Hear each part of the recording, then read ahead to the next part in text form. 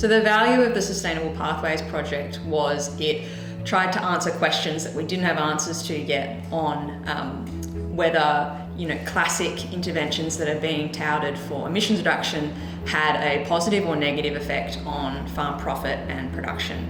So over 4 years, there's been extensive modelling done in different parts of Australia. For me, I think the real benefit has been being very clear where some interventions are cost prohibitive, and then when some interventions that maybe seemed really high potential only deliver sort of marginal benefits for emissions reduction, but might be great for profit and productivity.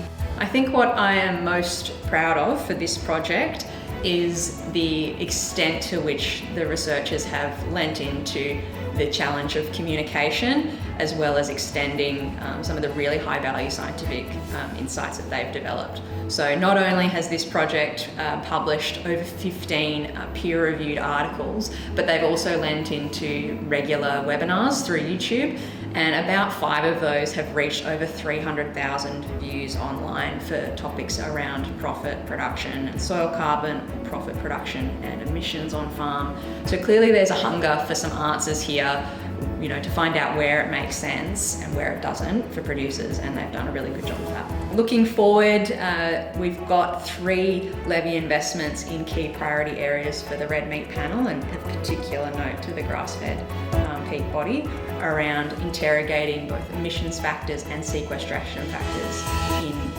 our national inventory and the way we really account for livestock emissions. So that's a really critical piece.